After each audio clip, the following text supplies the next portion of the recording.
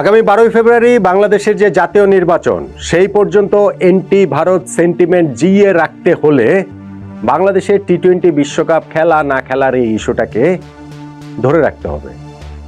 এরপরে কি হবে পরেরটা পরে দেখা যাবে। এই যে কথাটা আমি অনেকগুলো ভিডিওতে বলেছি, তার পক্ষে একটা ভীষণ রকম জোরালো পয়েন্ট পেয়ে গেছি। ক্রিকেটারদের সঙ্গে যে মিটিংটা কাল হয়েছে যুব ক্রীড়া মন্ত্রণালয়ের উপদেষ্টা ডক্টর আসিফ নজরুলের, এবং সেইখানটাতে যুব ক্রীড়া মন্ত্রণালয়ের উপদেষ্টা যেই কথা ক্রিকেটারদের বলেছেন, তারপরে আর এইটা নিয়ে বিন্দুমাত্র সন্দেহ থাকার কোনো অবকাশ নেই যে ভবিষ্যতে কি হবে সেইটা ভবিষ্যতেই দেখা যাবে। তাদের ওইটা নিয়ে কোনো মাথা ব্যথা নাই।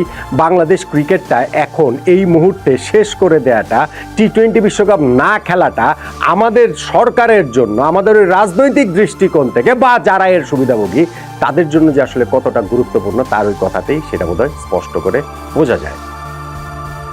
মিটিংটা হয়েছে, মিটিংয়ের পরে যুব ক্রীড়া মন্ত্রণালয়ের উপদেষ্টা এবং আমাদের ক্রিকেট বোর্ড প্রেসিডেন্ট দুইজন প্রেস কনফারেন্স করেছেন। খুবই ছোট্ট প্রেস কনফারেন্স, খুবই তড়িঘড়ি করা প্রেস কনফারেন্স, এবং 2-3টা প্রশ্নই তারা শুধুমাত্র নিয়ে তারা আসলে চলে গেছেন, প্রেস কনফারেন্স শেষ করে দিয়েছেন। ক্রিকেটাররা কেউ প্রেস কনফারেন্স করেননি। এবং আমাদের এখানে ডক্টর আসিফ নজরুল এবং আমিনুল ইসলাম বুলবুল ভাই দুইজনই বলেছেন যে এই ক্রিকেটারদের সঙ্গে আলোচনার বিষয়টা পুরোপুরি হচ্ছে গিয়ে একান্তই তাদের বিষয়, এইটা তারা বাইরে ডিসক্লোজ করবেন না। ক্রিকেটাররা সেটা করবেন কিনা সেটা ক্রিকেটারদের ব্যাপার, কিন্তু তারা এটা করবে না। ভাই, কোন ক্রিকেটারের কত বড় সাহস আছে যে এখন সেই মিটিংয়ের কথা এসে প্রকাশ্যে বলবে না তো। আমি কালকেই তো একটা ভিডিও করেছিলাম এবং সেইখানটাতে বলেছিলাম যে এই ক্রিকেটারদের একজন আমাকে বলেছে যে ভাই, আমরা তো খেলতে চাই ওয়ার্ল্ড কাপ, আমরা তো ক্রিকেট খেলতে চাই, আমরা তো মাঠের মানুষ, আমরা তো বুঝতে পারছি যে আমাদের ক্রিকেটটা শেষ হয়ে যাচ্ছে, একটা বিশ্বকাপ না খেলার ইম্প্যাক্ট কতটা সেইটা আমরা জানি, কিন্তু এটা যদি আজকে আমি এসে মিডিয়ার সামনে বলি, আজকে দেশবাসীর সামনে বলি, তাহলে তো আমাকে ভারতীয় দালাল ট্যাগ দিয়ে দেওয়া হবে, আমাদেরকে ভারতীয় দালাল ট্যাগ দিয়ে দেওয়া হবে। এবং এই কথাও আমাকে বলেছেন যে কয়েকদিন আগে যখন ক্রিকেটারদের এরকম অপমান করলেন একজন বোর্ড পরিচালক, আমরা যে একসঙ্গে একাট্টা হয়ে বিপিএল এর ম্যাচও একদিন আমরা বর্জন করলাম, কোথায়? তখন তো আমরা সোশ্যাল মিডিয়াতে দেখেছি যে সবাই আমাদের উপরে ঝাঁপিয়ে পড়েছে। কোথায়? আমাদের প্লেয়ার তো এখন মাঠে গেলে দালাল বলে হচ্ছে কি গ্যালারি থেকে এই দুধনে দিচ্ছে। আমাকে এটাও বলেছে, কই আপনারা মিডিয়া থেকেও তো আমাদেরকে সেরকম সাপোর্ট দেন নাই। আমার আসলে এই প্রশ্নের কোনো উত্তর দেওয়ার ছিল না। আমি কি বলবো? আমরা আমাদের প্ল্যাটফর্ম থেকে সর্বোচ্চ চেষ্টা করেছি, শুধুমাত্র এইটুকুই বলতে পারি। এবং সেইখানটাতে আমি বলছি যে ক্রিকেটারদের সঙ্গে সেই মিটিংটাতে যে ভয়াবহ কথাটা আমাদের যুব ক্রীড়া মন্ত্রণালয়ের উপদেষ্টা বলেছেন, ভালো সেজে বলেছেন, ভালো বুঝে বলেছেন, এবং সেই ভালো সেজে বলাটাও এখনকার একটা কৌশল, একটা গুপ্ত ট্যাকটিক্স। আপনি দেখছেন না যে আইসিসিকে আজকেও একটা চিঠি বাংলাদেশ ক্রিকেট বোর্ড থেকে দেওয়া হয়েছে যে তাদের ওইখানটাকে ডিসপিউট রেজুলেশন কমিটি, যেটা ইন্ডিপেন্ডেন্ট আইসিসি কমিটি, তাদের কাছে পাঠানো।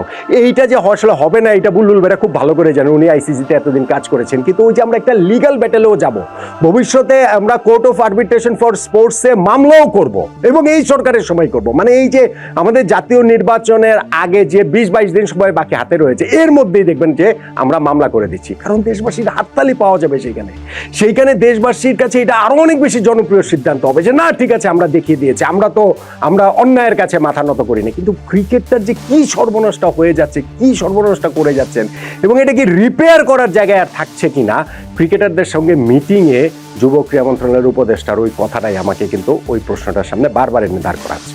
তিনি বলেছেন, ভালো বুঝেই বলেছেন, ভালো সেজেই বলেছেন যে ক্রিকেট তো আমাদের সবার পছন্দের খেলা, আমি হচ্ছে গিয়ে তোমাদের সবারও ফ্যান, তোমাদের খেলার ফ্যান, কিন্তু এখন যে পরিস্থিতিটা হচ্ছে গিয়ে এরকম ডিসিশনটা আমাদের এরকম, এখন তোমরা তোমাদের কথা বলো। যখন আগে ডিসিশন দিয়ে দেয় তখন তার ক্রিকেটারদের কথা বলার কি আছে? তাদের কথা বলার কোনো স্কোপ রয়েছে? ক্রিকেটার এই ক্রিকেটের ভবিষ্যৎ সংখ্যা নিয়ে তারপরেও 2-1 একটুখানি বলেছেন যে না, আমাদের ভবিষ্যৎ আসলে ক্রিকেট কি হয়, কিভাবে কি যায়। ডক্টর আসিফ নজরুল এটাতে বলেছেন যে দেখো, আমাদের সরকার তো আর বেশি দিন নেই, এই তো আগামী মাসেই নির্বাচনের পর তো আমরা চলে যাব, তো নতুন সরকার এলে তারপরে এই জিনিসগুলো আসলে সলিউশন হয়ে যাবে, এগুলা ঠিকঠাক হয়ে যাবে। নতুন সরকার তখন হয়তো বা আবার এই সম্পর্কটা রিবিল্ড করার ক্ষেত্রে তারা তাদের মতো করে স্টেপগুলো নেবে, ফলে বাংলাদেশের ক্রিকেট ক্ষতিগ্রস্ত হবে না। নতুন সরকার এসে যেই কাজগুলো করতে পারবে সেগুলো আপনি পারবেন না কেন?